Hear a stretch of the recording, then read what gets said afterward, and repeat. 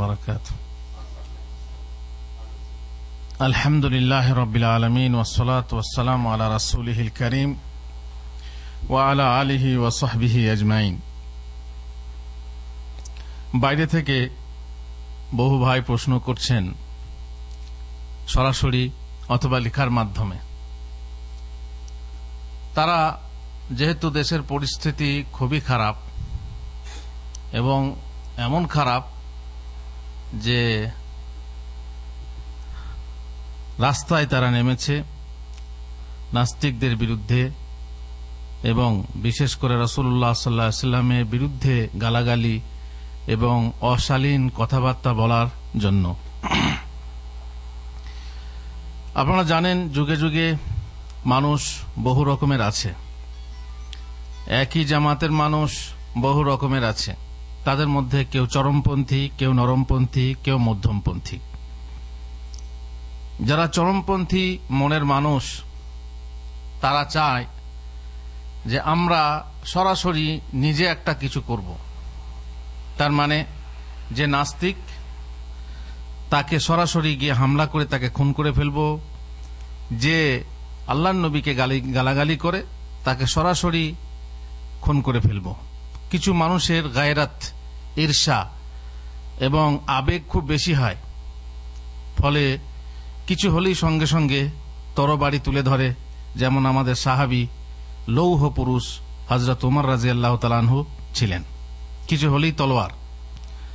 এই শ্রেণীর কিছু মানুষ আছে, তারা এই যুগেও ওমর ইবনে খাত্তাব হতে চায়। আর তারা চায় যে তার বোন যদি কারোর সঙ্গে ভালোবাসা করে তাকে হত্যা করতে চায় এবং হত্যা করেও ফেলে। তারপর তার স্ত্রী যদি কারোর সঙ্গে ব্যভিচার করে তাকে হত্যা করতে চায় নিজের হাতে, কিংবা যদি কাউকে দেখে যে নবী সাল্লাল্লাহু আলাইহি ওয়াসাল্লামকে গালাগালি করছে তো নিজের হাতে তাকে হত্যা করতে চায়, এবং এটা তারা বৈধ মনে করে। আহলে সুন্নাহ ওয়াল জামাতের মত কি? যে এইভাবে সরাসরি যে ব্যভিচার করে তাকে হত্যা করা, কিংবা যে এমন কাজ করে যে সত্যি হত্যাযোগ্য তাকে হত্যা করা কি পাবলিক করতে পারে, নাকি সরকার হওয়া জরুরি? আহলে সুন্নাহ ওয়াল জামাতের মতে যে কাবিরা গুনাহ করবে, কাবিরা গুনাহ করার ফলে সে কাফের হবে না। কাবিরা গুনাহ করলে তার ফলে সে কাফের হবে না। আর কাবিরা গুনাহ করলে তাকে হত্যা করা এমনি সহজে যাবে না যতক্ষণ না তার প্রমাণ আদি পাওয়া গেছে। চুরি যদি করে কেউ, চোর হয়, তার হাত কে কাটবে? পাবলিক কাটবে না সরকার কাটবে? আহলে সুন্নাহ ওয়াল জামাতের মত হলো যে এইসব দণ্ডবিধি প্রয়োগ করার একমাত্র অধিকার হলো সরকারের। কোন পাবলিক এই দণ্ডবিধি প্রয়োগ করতে পারে না। হোক তার রাগ হতে পারে, তার রাগ হতে পারে, সে রাগ করবে, কিন্তু রাগের বশে সে যদি হত্যা করে বসবে, এটা কিন্তু সঠিক পদ্ধতি নয় এবং আহলে সুন্নাহ ওয়াল জামাতের নীতি নয়। আপনি বলবেন হুজুর হযরত ওমর তো করেছেন। একবার হযরত ওমরের কাছে বিচার এলো। কিরকম বিচার এলো? হ্যাঁ, এক ইহুদি আর এক মুসলমান বিচার নিয়ে নবী সাল্লাল্লাহু আলাইহি ওয়াসাল্লামের কাছে এলো। তো সেখানে নবী সাল্লাল্লাহু আলাইহি ওয়াসাল্লামের বিচার পছন্দ হলো না, ফলে সে বিচার কার কাছে গেল? আবু বকরের কাছে গেল, সেখানেও পছন্দ হলো না। তারপরে গেল কার কাছে? ওমরের কাছে। কিংবা কোন কোন রিওয়ায়াতে পরিষ্কার আছে যে আল্লাহ রাসূলের কাছ থেকে পরে সরাসরি ওমরের কাছে বিচার নিয়ে গেল। তারপরে সেখানে গিয়ে বলল যে এরকম ব্যাপার, আমরা রাসূলের কাছে গিয়েছিলাম কিন্তু সেখানে বিচার পছন্দ হয়নি, আমরা আপনার কাছে এসেছি, আপনি বিচার করে দেন। ওমর বললেন সত্যি তাই? বলছি হ্যাঁ। উনি বললেন মাকানাকুমা, ঠিক আছে তোমরা থামো, আমি আসছি। হাত্তা আখরাজা ইলাইকুমা হাত্তা উখরাজা ইলাইকুমা ফাআকদি বাইনাকুমা, আমি বের হয়ে এসে বাড়ি থেকে আসি, তারপর তোমাদের মাঝে ফয়সালা করে দেব। তারপরে চাদরের নিচে একটা তলোয়ার লুকিয়ে নিয়ে এসে লোকটাকে হত্যা করে ফেলল, যে বলল যে আমি আল্লাহ রসুলের বিচারে সন্তুষ্ট নই, সুতরাং হযরত ওমর তাকে হত্যা করে ফেললেন। এখানে হত্যা করলেন আল্লাহর নবীর বিনা অনুমতিতে, তাই না? তাহলে বোঝা গেল যদি এই শ্রেণীর কেউ বিরোধিতা করে, যেহেতু আল্লাহ তাআলা বলেছেন ফালা ওয়া রাব্বিকা লা ইউমিনুনা হাত্তা ইউহাক্কিমুকা ফীমা শাজারা বাইনাহুম, সে মুমিন হতে পারে না যতক্ষণ পর্যন্ত না তারা তোমাদেরকে তাদের কি বলে বিবাদ বিসম্বাদের বিচারভার কাকে অর্পণ করে? তোমাকে অর্পণ করে। সুতরাং আল্লাহর নবীর বিচার যারা পছন্দ করে না তারা কি? কাফের। হযরত ওমর তাকে মেরে ফেললেন। অতএব দলিল রয়েছে যে সরকারের বিনা অনুমতিতে কিংবা যিনি কর্তা সেই কর্তার বিনা অনুমতিতে মানুষ খুন করা যাবে। এখানে হযরত ওমরের এই যে হাদিস দিয়ে তারা বলে থাকে যে পাবলিক বা যে কোনো লোক এই শ্রেণীর মানুষ পেলেই তাকে খুন করতে পারবে। কিন্তু আহলে সুন্নাহ ওয়াল জামাআহ বলছেন না, তা নয়। তাহলে হুজুর এই হাদিসটা সম্পর্কে ইবনে কাসির রাহিমাহুল্লাহ বলেছেন, যেটা তাফসীর ইবনে কাসিরে আছে, কাযা রাওয়াহু ইবনু মারদুওয়াইহি মিন তারিক ইবনে লাহিয়া আন আবিল আসওয়াদ বিহি ওয়া হুয়া আসারুন গরীবুন মুরসাল ওয়া ইবনু লাহিয়া যায়ীফ আল্লাহু আলাম। হাদিস সহিহ না, এই হাদিস সহিহ না। যে বর্ণনা করা হয় এই বর্ণনাকৃত হাদিস সহিহ নয়। সুতরাং এই হাদিস দিয়ে দলিল দিয়ে আমরা কাউকে খোনাখুনি করতে পারি না। বোঝা গেল কি যে হাদিস জয়ীফ, যেহেতু তা মুরসাল এবং তার একটা রাবি ইবনু লাহিয়া যায়ীফ। সুতরাং এই দিয়ে দলিল ধরে আমরা ব্যক্তিগতভাবে কাউকে খুন করতে পারি না বা দণ্ডবিধি প্রয়োগ করতে পারি না। সাধারণত রাসূলুল্লাহ সাল্লাল্লাহু আলাইহি সাল্লাম যখন তার কথা মানা না হতো, বিশেষ করে আল্লাহর অবাধ্য হওয়া হতো, আল্লাহর বিচার কেউ মেনে না নিলে পরে আল্লাহ রাসূল সাল্লাল্লাহু আলাইহি ওয়াসাল্লাম রাগান্বিত হতেন। আল্লাহ রাসূলের চেহারা বদলে যেত, বিবর্ণ হয়ে যেত, লাল হয়ে যেত। যেমন একটা হাদিসে আছে, যেটা সহিহ হাদিস, সেটা হলো কি যে আনসারদের একজন লোক জুবাইরের সঙ্গে মতবিরোধ করলেন পানি নিয়ে। আনসারীর জমি ছিল বা মাজরা ছিল নিচে, আর জুবাইরের জমি ছিল কোথায়? ওপরে। ওপর থেকে যদি পানি আসে তো নিয়ম হলো পানি আগে কে পাবে? যার জমি ওপরে আছে, ঠিক আছে কিনা? তো যার আনসারীর জমিটা নিচে ছিল, সে বলল যে জুবাইর তুমি পানি ছেড়ে দাও। কিন্তু জুবাইর বললেন আমি আগে সেচ না দিয়ে তোমাকে পানি ছাড়তে পারি না। রাসূলুল্লাহ সাল্লাল্লাহু আলাইহি ওয়াসাল্লামের কাছে বিচার নিয়ে গেলে আল্লাহ রাসূল সাল্লাল্লাহু আলাইহি ওয়াসাল্লাম বলেন ইসকি ইয়া জুবাইর সুম্মা আরসিলিল মা ইলা জারিক, তুমি নিজে সেচ করে নাও, তারপরে বাকি পানি তোমার প্রতিবেশীর দিকে ছেড়ে দাও। তখন আনসারী রাগান্বিত হলো, রেগে গেল। তখন রেগে গিয়ে বলছে আপনার ফুফাইতো ভাই কিনা তাই আপনি এই বিচার করলেন। দেখছেন কত বড় কথা? আপনার ফুফাইতো ভাই কিনা তাই এই বিচার করলেন, তার মানে আপনার বিচার ইনসাফপূর্ণ হলো না। আপনি কোল্টেনে বিচার করলেন, আপনার পক্ষপাতিত্ব, আপনি স্বজনপ্রীতির বিচার করলেন। এটা কত বড় কথা, বিশাল কথা। ফাতালাওয়ানা ওয়াজহু রাসূলিল্লাহি সাল্লাল্লাহু আলাইহি ওয়াসাল্লাম, আল্লাহ রাসূলের চেহারা বদলে গেল, বিবর্ণ হয়ে গেল। তখন তিনি বললেন ইসকি ইয়া জুবাইর সুম্মা ইহবাসিল মা হাত্তা ইয়ারজালাল জুদর, এ জুবাইর তুমি সেচতে থাকো যতক্ষণ না দেওয়াল পর্যন্ত এবার কানায় কানায় পানি পরিপূর্ণ না হয় ততক্ষণ পানি ছাড়বে না। আগে যে বিচার দেওয়া হয়েছিল একটু হালকা ছিল, এখন কি হয়ে গেল? কড়া হয়ে গেল। তার পরিপ্রেক্ষিতে কোরআনের আয়াত অবতীর্ণ হলো ফালা ওয়া রাব্বিকা লা ইউমিনুনা হাত্তা ইউহাক্কিমুকা ফীমা শাজারা বাইনাহুম। এটা হচ্ছে বুখারী মুসলিমের হাদিস, আর এটাই হচ্ছে সহিহ। বাকি উমরের ওই হাদিসটা সহিহ নয়। ওখানে দেখেন আল্লাহ রাসূল সাল্লাল্লাহু আলাইহি ওয়াসাল্লাম রাগও করেননি, যখন বিচার মানলো না তখন ঠিক আছে যাও তোমরা ওমরের কাছে যাও, ওখানে আরামসে আল্লাহ নবী বলে দিলেন। কিন্তু এখানে দেখেন আল্লাহ নবী, আল্লাহর বিরোধিতা হলে আল্লাহ নবী কি করতেন? রাগান্বিত হতেন। বোঝা গেল কি যে ওই হাদিস এই হিসাবেও সহিহ নয়। দুটো কিসসাকে এক মনে করে অনেকে হয়তোবা কোনো রাবি এই কিসসা বানিয়ে ফেলেছে। সুতরাং ওই কিসসা বা ওই কাহিনী দেখে আমরা ব্যক্তিগতভাবে আমাদের অধিকার আছে যে কোনো কাফেরকে হত্যা করব, কোন নাস্তিককে হত্যা করব, কিংবা কোন নবীর প্রতি বেয়াদবি যে করে তাকে হত্যা করব, এই দলিল নেওয়া যেতে পারে না। সুতরাং বোঝা গেল কি যে আমরা যখন এই শ্রেণীর ব্যাপার আসবে তখন আমরা কি করব? ধৈর্য ধারণ করব। আমরা খবরদার এই রকম কোন কাজ করে বসবো না যাতে কি হয়, যাতে কোন রকম ভাবে মানুষের মাঝে, তারপরে সরকার আপনাকে ছাড়বে না, বিশেষ করে যেখানে সরকারি হুকুমত, যেখানে ইসলামী সরকার নেই, সেখানে আপনি যদি কাউকে হত্যা করেন এইভাবে, সরকার আপনাকে ছাড়বে না।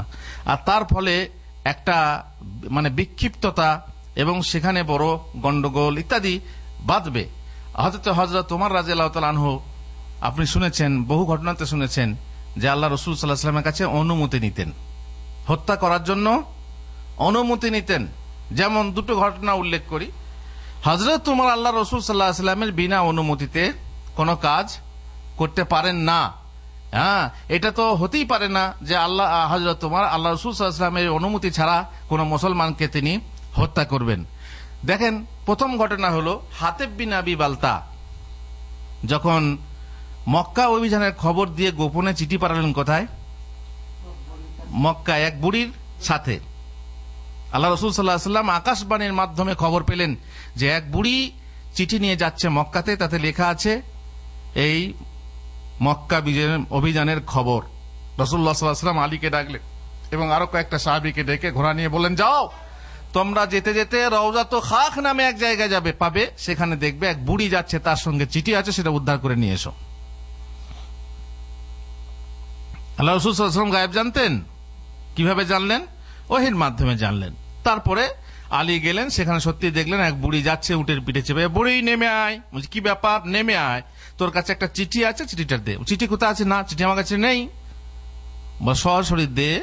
বলছে, তুমি আমার মালপত্র চেক করে নাও। মালপত্র চেক করলো, চিঠি পাওয়া গেল না। আলী বললেন, দেখ বুড়ি, তোর কাছে চিঠি আছে, আমাদেরকে যিনি খবর দিয়েছেন তিনি কোনোদিন অসত্য বলতে পারেন না, অবাস্তব বলতে পারেন না।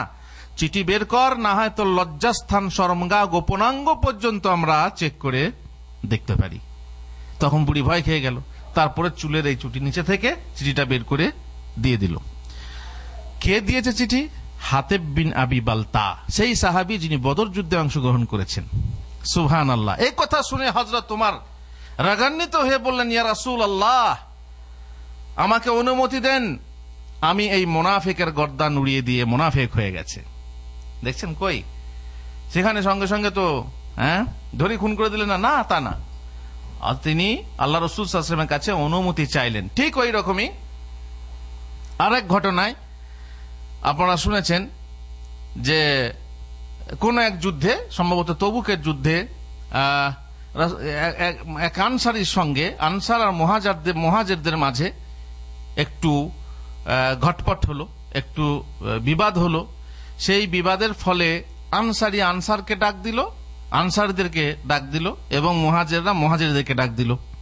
যেমন এখানে যদি আমরা বাংলাদেশি আর ইন্ডিয়ান থাকি, যদি বাংলাদেশি আর ইন্ডিয়ার মাঝে ঝগড়া হয়, তখন বাংলাদেশিকে ডাকবে, তোমরা আমাকে সাহায্য করো। আর ইন্ডিয়ান সে ইন্ডিয়ানদেরকে ডাকবে যে তোমরা আমাকে সাহায্য করো। এই যে এটাকে বলা হয় পক্ষপাতিত্ব, অন্ধ পক্ষপাতিত্ব। এটা কি ঠিক? না, এটা ঠিক না। এটা হচ্ছে জাহিলি যুগের কর্মকাণ্ড। তাই রাসূলুল্লাহ সাল্লাল্লাহু আলাইহি ওয়াসাল্লাম বললেন, মা বালু দাওয়াল জাহিলিয়া, তোমরা জাহিলিয়াতের যুগের মতো হাঁক ছাড়ছ কেন? দাউহা ফাইন্নাহা মুনতিনা।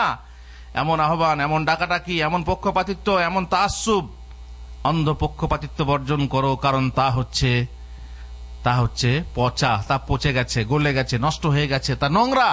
এরকম ডাকাডাকি করো না। মোট কথা, এইসব চুপচাপ হয়ে গেল। এখন আব্দুল্লাহ ইবনে উবাই ইবনে সুলুলকে মুনাফিকদের সর্দার ছিল, মদিনার লোক, তাই না? এই মদিনার লোক, সে কি বলতে লাগলো? কি বলল? ওয়াল্লাহি লা রাজানা ইলাল মাদিনাতি লা ইখরিজান্না আযযু মিনহাল আযাল। হ্যাঁ, এরা এই করে সেই করে, এদের এরকম কথাবার্তা।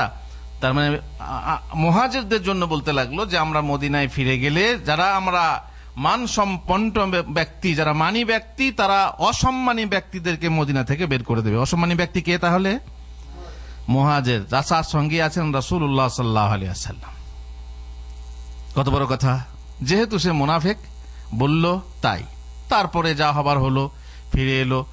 এই আব্দুল্লাহর ছেলে আব্দুল্লাহ, তিনি মুসলমান, তিনি মদিনার দরজায় দাঁড়িয়ে বললেন যে আমি আমার বাপকে ঢুকতে দেব না। ইয়া রাসূলুল্লাহ, যদি আপনি যদি আপনি হুকুম দেন যে আব্দুল্লাহ সে এই কথা বলেছে, আমার বাপ এই কথা বলেছে এবং সে বিশাল কথা বলেছে, তাহলে আমাকে অনুমতি দেন, আমি আমার বাপের গর্দান নিজে উড়িয়ে দেবো। আমাকে অনুমতি দেন, আমি আমার বাপের গর্দান নিজের হাতে উড়িয়ে দেবো। কারণ যদি অন্য কেউ গর্দান আপনি হুকুম করেন এবং গর্দান ওড়ায়, তাহলে আমি জমিনের বুকে চলে ফিরে বেড়াবে আমার সামনে, আমি এটা সহ্য করব না। তারপরে দাঁড়িয়ে বলতে লাগলো, তার বাপ এলো, বাপ যখন এলো তখন বললে, তুমি মদিনায় ঢুকতে পাবে না যতক্ষণ না তুমি বলেছো যে তুমিই হচ্ছ অসম্মানী, তুমিই হচ্ছ নিকৃষ্ট এবং রাসূলুল্লাহ সাল্লাল্লাহু আলাইহি ওয়াসাল্লাম উৎকৃষ্ট এবং তিনিই হচ্ছেন সম্মানী। যাই হোক, এখানেও আছে হযরত ওমর রাদিয়াল্লাহু তাআলা তখনও শুনেছেন, আর হযরত ওমর তখন বলেন, দাআনি আদরিব উনুকা হাদাল মুনাফিক ইয়া রাসূলুল্লাহ, আমাকে অনুমতি দেন, আমি এই মুনাফিকের গর্দান উড়িয়ে দিই। কিন্তু রাসূলুল্লাহ সাল্লাল্লাহু আলাইহি ওয়াসাল্লাম বললেন, দাহু লা ইয়াতাহাদ্দাসুন নাস আন্না মুহাম্মাদান ইয়াকতুলু আসহাবা। ওমর ছেড়ে দাও, কারণ এ বাহ্যত মুসলমান, তাই না? বাহ্যত মুসলমানদের সঙ্গে নামাজ পড়ে, মুসলমানদের সঙ্গে জিহাদেও গেছে, ওই যে মুসলমানদের সঙ্গে ওঠা বসা করে। এখন যদি আমি হত্যা করি, তাহলে হত্যার অনুমতি দিই, তাহলে লোকেরা বলবে, আরব বলবে যে দেখো মুহাম্মদ নিজের সঙ্গী সাথীদেরকেও হত্যা করছে। এখানে হিকমত অবলম্বন করে রাসূলুল্লাহ সাল্লাল্লাহু আলাইহি ওয়াসাল্লাম ওমরকে হত্যা করতে অনুমতি দিলেন না। বোঝা গেল কি, যে হযরত ওমর যখন কাউকে হত্যা করার ব্যাপার হতো তখন অনুমতি নিতেন, এ নয় যে নিজের ইচ্ছা মতো হত্যা করতেন।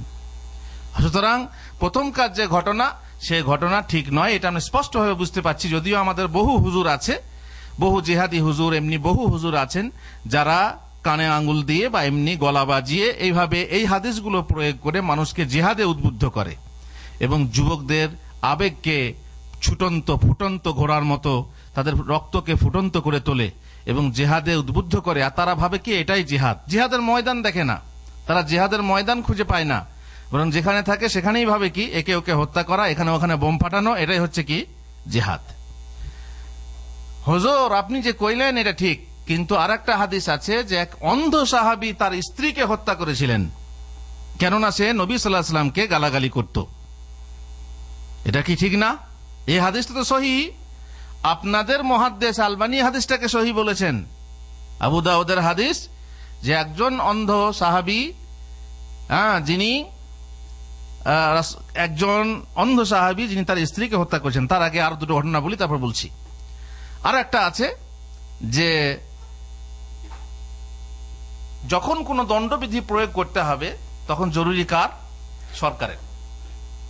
অবশ্য কৃতদাস দাসীর ক্ষেত্রে সরকারের দরকার নেই। কৃতদাস দাসীর ক্ষেত্র কি এখন আছে বর্তমানে? নেই। কৃতদাস দাসীর ক্ষেত্র শেষ হয়ে গেছে। কোথাও থাকতেও পারে, কিন্তু আমাদের দেশে নেই। সবাই মানুষ স্বাধীন। আর শরীয়তের একটা নীতি হলো যে কৃতদাস দাসীর ক্ষেত্রে যদি দণ্ডবিধি প্রয়োগ করতে চান, তাহলে পরে প্রশাসন বা শাসকের অনুমতির প্রয়োজন, সরকারের অনুমতির প্রয়োজন হবে না। এটা একটা ফিকহি মসলা। আর তার দলিল হচ্ছে এই হাদিসগুলো যেগুলো বলা হচ্ছে, এবং ওরা যেটা মনে করছে যে এই হাদিস দিয়ে প্রমাণ হয় যে সরকারের বিনা অনুমতিতে বা সরকারের অথরিটি ছাড়া আমরা অপরকে বা যে কোনো অপরাধীকে হত্যা করতে, খুন করতে কিংবা হাত কাটতে পারি। কি আয়েশা রাদিয়াল্লাহু তাআলা আনহা একটা গোলামের হাত কেটেছিলেন চুরি করেছিল বলে, উনিও সরকারের অনুমতি নেননি। সুতরাং বোঝা গেল কি যে ব্যক্তিগতভাবে কি করা যায়? ব্যক্তিগতভাবে দণ্ডবিধি প্রয়োগ করা যায়, চোরের হাত কাটা যায়, এবং যে হত্যাযোগ্য হবে, যদি কেউ বিবাহিত ব্যভিচারী হয় তাহলে তাকে হত্যা করা যায় ইত্যাদি। এখন আপনার বাড়ির লোকের মধ্যে, যেমন বোনের কথা বললাম, কিংবা আপনার মেয়ে যদি ব্যভিচার করে, তাহলে তাকে আপনি হত্যা করতে পারেন? এদের মতে পারবে। তার কারণ এই যে সাহাবী তার স্ত্রীকে হত্যা করলেন, বোনকে হত্যা করতে পারেন, মেয়েকে হত্যা করতে পারেন, কিন্তু না, কারণ এ ঘটনা হলো কিসের ঘটনা?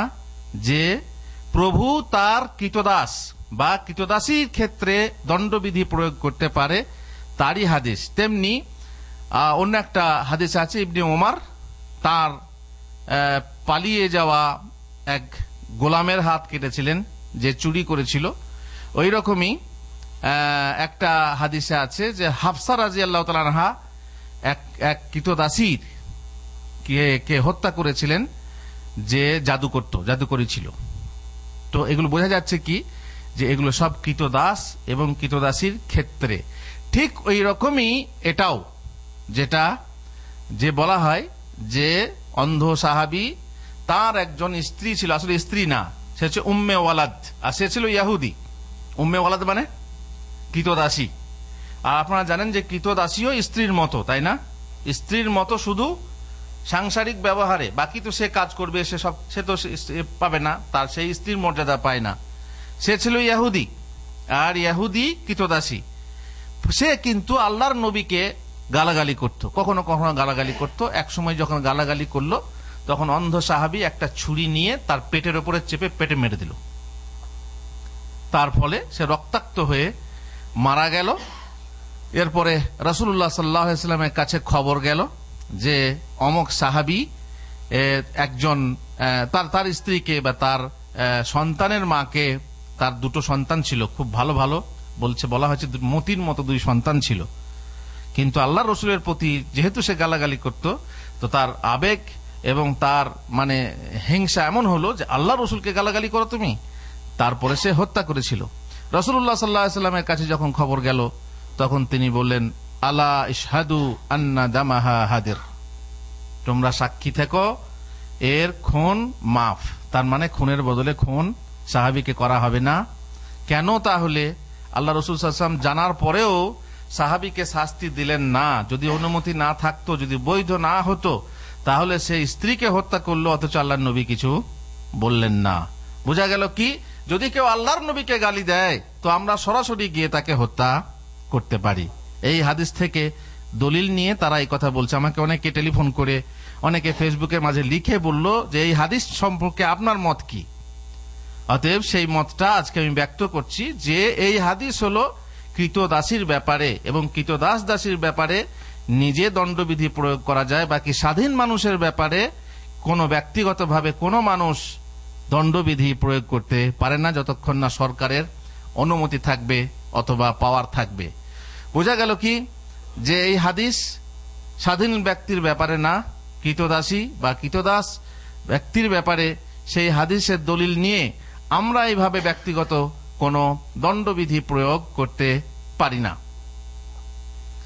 এখন যদি মনে করেন যে কোনো স্ত্রী ব্যভিচার করে, তাহলে সে কি স্ত্রীকে কি করতে পারে? দণ্ড কাছে, যদি অবিবাহিত হয় তাহলে কি করতে হয়? 100 চাবুক, তাই না?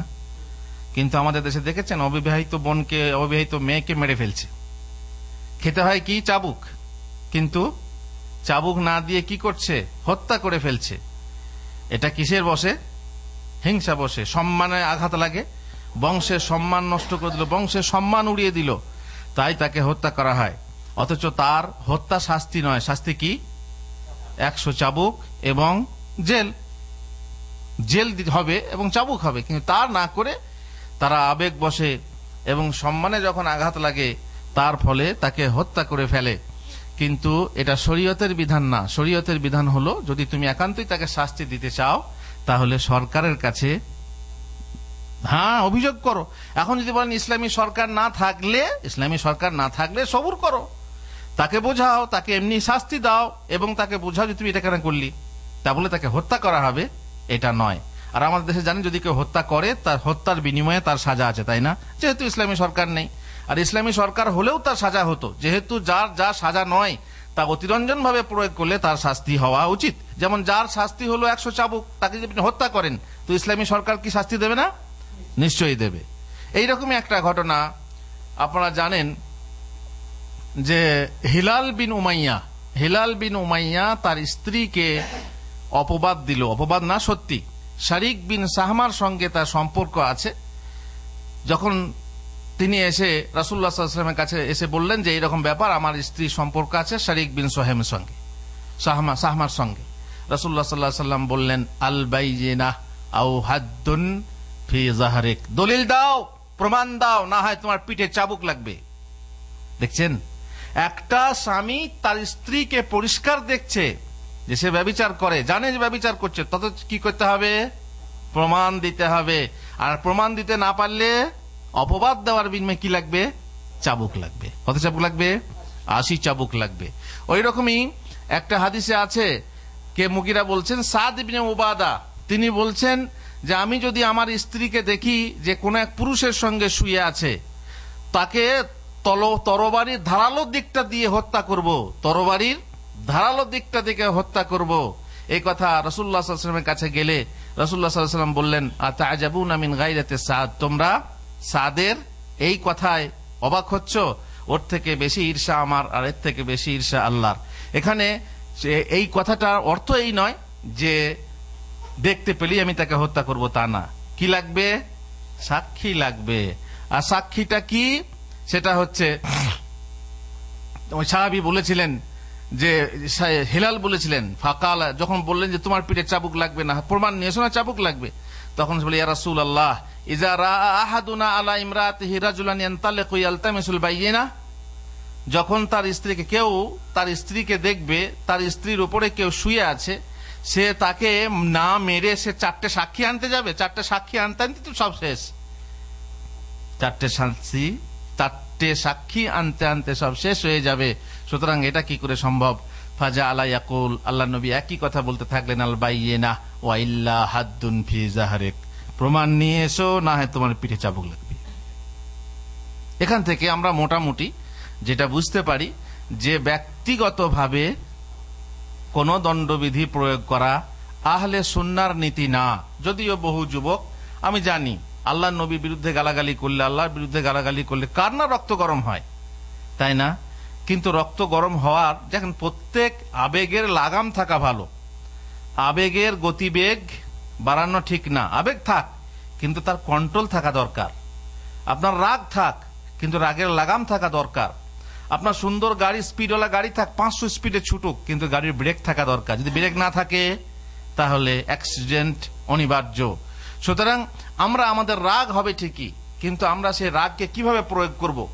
আমরা আল্লাহ নবীর বিরুদ্ধে যে গালাগালি হচ্ছে তার কিভাবে শাস্তি বা কিভাবে প্রতিবাদ করব, সেগুলো ওলামাদের কাছে শিখে নিয়ে গিয়ে সেইভাবে প্রতিবাদ শুরু করতে হবে। অশান্তি নিয়ে এসে আমরা সরাসরি আইন নিজের হাতে তুলে নেব, কি নিজের হাতে আমরা দণ্ডবিধি প্রয়োগ করতে যাব, আর যেখানে সেখানে যাকে পাবো তাকেই খুন খারাপি করা শুরু করব, এটা কিন্তু আহলে সুন্নাহর নীতি নয়। সুতরাং আজকে শুধু এই কথাটাই বললাম যে বারবার আমাকে প্রশ্ন করা হচ্ছে টেলিফোনের মাধ্যমে এবং ফেসবুকে লেখার মাধ্যমে, সেটা ওই বিশেষ করে এই হাদিসটা যে সাহাবী, অন্ধ সাহাবী তার স্ত্রীকে খুন করেছিলেন, আসলে সে স্ত্রী না, উম্মুল ওয়ালাদ, স্ত্রীর মতোই উম্মুল ওয়ালাদ, এবং সে ছিল ইহুদি, আর তার সঙ্গে সে ছিল কৃতদাসী। আর কৃতদাসীর ক্ষেত্রে দণ্ডবিধি প্রয়োগ করার জন্য প্রশাসনের অনুমতি লাগে না। আর আমরা যে সমস্ত মানুষ যদি খুন করতে যাই, সব তো স্বাধীন মানুষ, তাই না? তাদেরকে খুন করার ব্যাপারে আমাদের সরকারের অনুমতি লাগবে। ইসলামী সরকার না হলে আমরা সেই রকম তৎপরতা করব না। আমরা মক্কায় বাস করলে পরে মদিনার মতো আচরণ কেন করব? আমরা যদি দেখি আমাদের পরিবেশ এখন মক্কার, তো মদিনার মতো আচরণ করা যাবে? মদিনার আচরণ হযরত ওমরও করতে পারেননি, তিনি অনুমতি নিয়েছেন কার কাছে? রাসূল সাল্লাল্লাহু আলাইহি ওয়াসাল্লামের কাছে, সরকারের কাছে। সুতরাং আমাদেরও সেরকম দরকার। আমাদের আবেগ থাক, কিন্তু আমাদের আবেগের লাগাম থাকা দরকার। আমাদের গতি থাক, কিন্তু গতিতে ব্রেক থাকা দরকার। আমাদের রক্ত ফুটন্ত হোক, কিন্তু আল্লাহর জন্য ঈর্ষা হোক, রাসূলের জন্য আমাদের আবেগ হোক, কিন্তু এই নয় যে আমরা এমন কিছু করে বসি যাতে ইসলামের বেশি ক্ষতি। এইসব ক্ষেত্রে দেখবেন খুন খারাপের ক্ষেত্রে, এই যে সন্ত্রাস বলুন আর যাই বলুন, এসে ইসলামের লাভ বেশি হয় না, কি হয়? এতে ইসলামের ক্ষতি বেশি হয়। যেখানে জিহাদ আছে, যেখানে জিহাদের ময়দান আছে, সেখানে যান, জিহাদ করুন। কিন্তু যেখানে জিহাদের ময়দান না, জিহাদের শর্ত কি, জিহাদ কখন করতে হবে, কিভাবে করতে হবে, জিহাদ হাতের জিহাদ আছে, কলমের জিহাদ আছে, মুখের জিহাদ আছে, মালের জিহাদ আছে, এক একটা জিহাদের পর্যায় আছে, সেই জিহাদ করতে থাকুন। কিন্তু সব জিহাদ বাদ দিয়ে যারা জিহাদ করে না তারা মুসলমান নয়, তারা মুনাফিক ইত্যাদি ফতোয়া দিয়ে যুবকদেরকে উদ্বুদ্ধ করে পরিষ্কার বলছে যারা মুসলমান নয়, কারণ এরা কোরআনের আয়াত মানে না। কারণ আল্লাহ তাআলা কি বলছেন? জাহিদুল মুনাফিকিন, জাহিদুল কুফারা ওয়াল মুনাফিকিন, কাফের মুনাফিকদের বিরুদ্ধে জিহাদ করতে হবে। আমরা চুপচাপ বসে আছি। আজকে একজন বলছে আহলে হাদিসরা হাদিস বুঝে না, তারা হাদিস পড়ে হাদিস বুঝে না, তার কারণ তারা হাদিসে আমল করে না। একজন বলছে আহলে হাদিসরা কি করে, দেশে এত কিছু হচ্ছে, এত বিক্ষোভ হচ্ছে, এত খুনাখুনি হচ্ছে, এত ভাঙচুর হচ্ছে, আহলে হাদিসরা কোথায়? কাউকে যার জন্য তবলিগিরা কোথায়? আরে ভাই, এত লক্ষ লক্ষ মানুষের মাঝে এখানে আহলে হাদিস নেই? সেখানে কি কোনো তবলিগি নেই নাকি সবাই তোমাদের দল? এটা কি করে হতে পারে? এই ধরনের অপবাদ দিয়ে মানুষের মনের বিচার করা, গায়েবী খবর নিয়ে মানুষের বিচার করা, এরা জানে না, এরা বোঝে না, তার মানে নিজেদের অহংকার প্রকাশ করা ভালো লোকের দলিল না। তোমাদের দ্বারা ইসলামী আইন প্রতিষ্ঠা সম্ভব নয়। ইসলামী আইন প্রতিষ্ঠা করতে হলে রাসূলুল্লাহ সাল্লাল্লাহু আলাইহি ওয়াসাল্লামের যে পদ্ধতি, সেই পদ্ধতি ব্যবহার করতে হবে। অহংকারের মাধ্যমে আর শুধু আবেগের মাধ্যমে, শুধু রক্ত গরম করে ইসলামী আইন প্রতিষ্ঠা হয় না। ইসলামী আইনের পদ্ধতি আছে, ইসলামী আইন প্রতিষ্ঠার পদ্ধতি আছে। জিহাদ, যেখানে জিহাদের ময়দান আছে জিহাদ করো, কেউ মানা করেনি। কিন্তু যেখানে জিহাদের ময়দান নেই সেখানে জিহাদ করে চিল্লিয়ে আচ্ছা, যে পদ্ধতি আছে সে পদ্ধতি মেনে চলো। ওলামাদের সঙ্গে ওঠা বসা করো, ওলামাদের পরামর্শ নাও। না উল্টে বলে কি ওলামারা হাদিস বোঝে না, ওলামাদেরকে জ্ঞান দিতে আসে এরা। সুতরাং এদেরকে আল্লাহ হেদায়েত করুক, এছাড়া বলার কিছুই নাই। আল্লাহ তাআলা আমাদেরকে তৌফিক দেয় যেন সঠিকভাবে আমরা হাদিস বুঝি, কোরআন বুঝি এবং সেগুলো প্রয়োগ করার যে যে জায়গা আছে সেইভাবে আমরা প্রয়োগ করি। যেখানে আমরা শুধু হিকমত নিয়ে জোশের সাথে না, হুঁশের সাথে কাজ নিতে হবে। যে কোনো আপদ বিপদ বালা মুসিবত আসবে, আমাদের কোনো বিপদ আসলে আমাদেরকে জোশের সাথে না, কি করতে হবে? হোশের সাথে। কিভাবে? হযরত ওমর রাদিয়াল্লাহু তাআলা আনহু কিভাবে জোশ নিয়ে কথা বলেছিলেন যখন রাসূলুল্লাহ সাল্লাল্লাহু আলাইহি ওয়াসাল্লাম ইন্তেকাল করলেন, এবং তিনি বললেন যে বলবে আল্লাহ রসুল ইন্তেকাল করেছে তার গর্দান উড়িয়ে দেবো। ওনার তো সবসময় এরকমই কথা, যে বলবে আল্লাহ রসুল সাল্লাল্লাহু আলাইহি ওয়াসাল্লাম ইন্তেকাল করেছেন আমি তার গর্দান উড়িয়ে দেবো। কিন্তু আবু বকর সিদ্দিক রাদিয়াল্লাহু তাআলা আনহু এসে যখন আয়াত পাঠ করলেন, তখন কি হলো? আফা ইম্মাতা আও কুতিলান কালাবতুম আলা আকাবিকুম ইন্নাকা মাইয়িতুন ওয়া ইন্নাহুম লামাইয়িতুন। যখন আল্লাহর আবু বকর আয়াত পাঠ করলেন তখন ঠিক হযরত ওমর চুপ হয়ে গেলেন, সেই রকম যেমন সাপের মাথায় জড়ি পড়লে সাপ ক্ষান্ত হয়ে যায়। আবেগ থাকুক, কিন্তু আবেগের লাগাম থাকা দরকার। সেই লাগাম কি? কোরআন হাদিসের লাগাম, কোরআন হাদিসের লাগাম। আমরা বলছি না যে অমুসলিম সরকারের আনুগত্য করতে হবে। আমরা কোনো অমুসলিম সরকারের আনুগত্য করি না। যেখানে কোন সরকার ইসলাম বিরোধী কিছু আদেশ হয় আমরা আনুগত্য করি না, কিন্তু আমরা কিছু বলি না, আমরা এইভাবে খোনাখুনি করি না। আমরা তো রাজনীতি বলছি, রাজনীতি করি না, আমরা রাজনীতি করি না। তোমরা রাজনীতি করো, তোমরা দাপাদাপি করছো, ঝাপাঝাপি করছো, তোমাদেরকে লোকে দেখছে। আমরা যেহেতু রাজনীতি করি না, লোকে দেখবে কি করে? আমাদের তো কোনো প্লাগ নেই, আমাদের ব্যানার নেই, যেহেতু আমরা রাজনীতি করি না। রাজনীতি করো না কেন? ইসলামে কি রাজনীতি নেই? আরে ইসলামের রাজনীতি আছে। তো আমাদের রাজনীতি শোনো, আমাদের রাজনীতি হলো রাজনীতি না করা। আমাদের রাজনীতি হলো রাজনীতি না করা। কারণ রাজনীতি করতে গিয়ে বহু মুসলমানদেরকে আমরা দূরে সরিয়ে দিচ্ছি। এই জন্য রাজনীতি না করে সমস্ত মুসলমানদের দলগুলোকে যদি আমরা একতাবদ্ধ করতে পারি, মানুষ তৈরি করতে পারি। মানুষ তৈরি না করে ইসলামী সরকার আসবে না। ইটকে ভালো করে পাকাপুক্ত না করে কোনোদিন বড় বিল্ডিং তৈরি হতে পারে না। এই আবেগময় যুবকদেরকে নিয়ে ইসলামী শাসন প্রতিষ্ঠা হতে পারে না। আজকে তারা হ্যাঁ, কালকে তারা না বলবে। ভোট আজকে একজনকে দিয়েছে, কালকে একজনকে দেবে। সাধারণত মানুষ তিন শ্রেণীর হয়, এক হচ্ছে ভক্ত, আর এক হচ্ছে দুশ্মন শত্রু, আর এক শ্রেণীর মানুষ আছে মাঝামাঝি। যে ভক্ত সে ভক্ত থাকবে, যে শত্রু সে শত্রু থাকবে, আর মাঝামাঝি যে থাকবে সে কখনো এইদিকে কখনো ওদিকে। এই হিসাবে এইভাবে আমাদের মতে রাজনীতি, এইভাবে রাজনীতি করে পশ্চিমী রাজনীতি নিয়ে এসে ভাঙচুর করে বিক্ষোভ মিছিল এসব করে ইসলাম প্রতিষ্ঠা হতে পারে না। আমাদের হচ্ছে কি মানুষ তৈরি করো। আমাদের হচ্ছে প্রথমে সংশোধন তারপর সংগঠন, প্রথমে সংগঠন তারপর সংশোধন না। এই হচ্ছে নীতি। আমরা রাজনীতি করি, কিন্তু আমাদের বর্তমান রাজনীতি হলো রাজনীতি ত্যাগ করা।